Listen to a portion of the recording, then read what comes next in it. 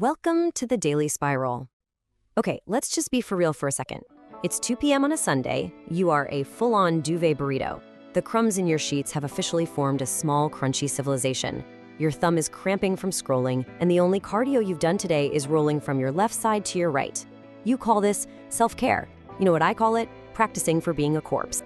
So let's ask the real question here. The one you're avoiding every time you watch another TikTok of a cat falling off a table. Is this actually healing you?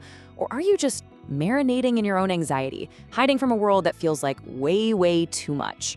Because from where I'm sitting, this looks less like restoration and a whole lot more like decomposition.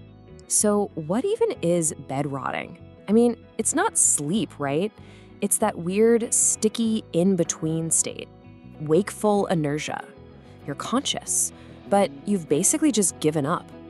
Yeah, it totally blew up on TikTok as this big rebellion against hustle culture, a giant middle finger to the that girl aesthetic and 5 a.m. Pilates.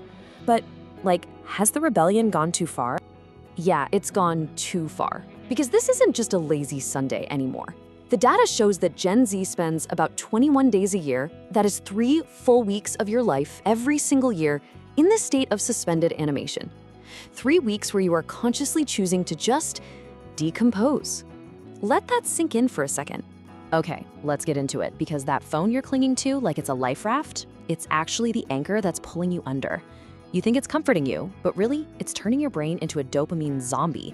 And we need to talk about the neurochemical trap that you are stuck in right now. So let's get one thing straight about dopamine. It is not the happiness chemical. It is the wanting chemical.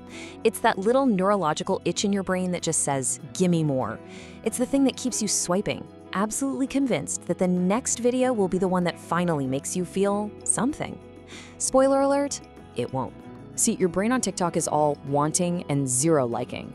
It is an endless, low-effort loop that just floods your brain, and over time, your brain literally gets bored of it and starts reducing its own dopamine receptors.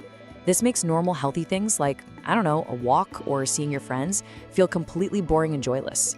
You're basically training your brain to only get a kick from the screen, which, by the way, is a great time to remind you to like and subscribe.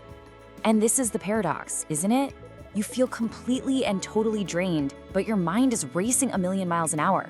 You're physically exhausted, but you're mentally restless. That is the signature feeling of the dopamine trap. You've consumed 1,000 little pieces of information, but you haven't actually done anything. You're a zombie with an internet connection. All right, time for the validation sandwich. Look, I'm not just here to call you out. That urge to rot, to just completely shut down, it's so real. It's not a moral failing, and it's not just you being lazy. It is a deep biological survival tactic that your body uses when it thinks you're about to be eaten by a predator, or, by your email inbox. So your nervous system has 3 basic modes. You've got safe and social, that's when you're chillin', feeling good. You've got fight or flight, which is your classic anxiety response. But then, when a threat is so overwhelming that you can't fight it and you can't run from it, like burnout, for example, your body slams on the emergency brake. That's shutdown or freeze. And that, my friend, is bed rotting. It's a full-on dorsal vagal shutdown. You know that heavy, foggy, can't get out of bed feeling? It is 100% real. Your biology has decided that the safest possible thing for you to do right now is to play dead. It is actively suppressing your ability to move, all to conserve energy and survive the stress. You aren't choosing to be a potato. Your body has chosen it for you.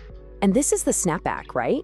You spend months on your winter arc or your that girl grind, forcing all this hyper-productivity, and then you're shocked when you crash and burn? The rot is just the bill coming due. It is your body's forced, messy, and super inefficient rebellion against a pace you just can't sustain. You could say it's just part of the spiral. Thank you for spiraling with us. Okay, validation time is over. Now for the scary part. That cozy little nest you've been living in? It's a biohazard. After just 1 week, your pillowcase has 17,000 times more bacteria than a toilet seat. You are literally marinating in a soup of your own dead skin cells, fungi, and dust mites. The rot is literal. And it gets so much worse inside your body. You're not moving, so your heart gets weaker, which is why you feel dizzy when you finally stand up.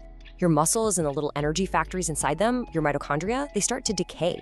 Your blood flow slows way down, which increases your risk of clots. Your digestion gets sluggish, your sleep cycle is completely destroyed.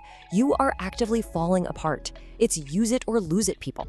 So the big question, how do you know if you're actually resting or if you're just decomposing? Because there is a huge difference. One recharges you so you can get back to your life, and the other one just makes the hole you're hiding in deeper and darker. It is time to self-diagnose. Okay, the difference is right here. Real rest, it's limited, it's intentional. It's low stimulation stuff like reading a book or taking a nap, and it leaves you feeling refreshed. Bed rotting, on the other hand, is indefinite, it's avoidant. It's fueled by high-stim doom scrolling, and it leaves you feeling groggy, guilty, and even more anxious than when you started.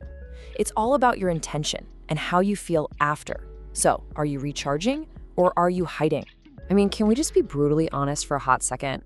If the thing you are doing to feel better consistently makes you feel worse, more anxious, more guilty, more behind on your life, is it actually rest? Or is it just a very, very comfortable form of self-sabotage?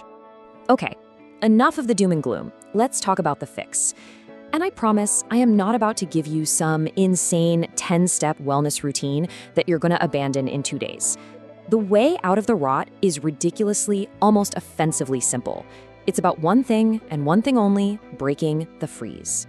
Seriously, the goal here is not to become some productivity guru overnight. The only goal is to break the state of inertia.